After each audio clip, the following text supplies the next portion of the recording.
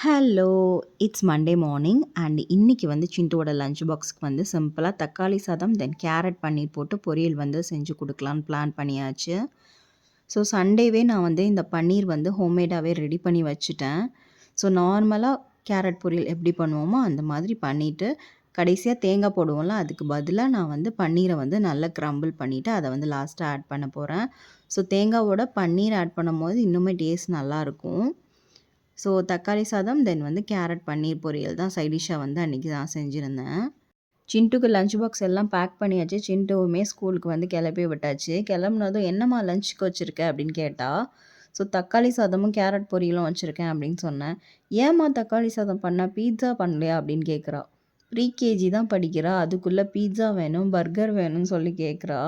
இப்படி தான் உங்க குழந்தைங்களும் கேட்குறாங்களான்னு கொஞ்சம் சொல்லுங்க. தென் வந்துட்டு என்னெல்லாம் உங்க குழந்தைக்கு வந்து லஞ்ச் பாக்ஸில வச்சு அனுப்பிச்சி விடுவீங்க அப்படின்னு சொல்லிட்டு கமெண்ட் பண்ணுங்க. எனக்கு கொஞ்சம் யூஸ்ஃபுல்லா இருக்கும்.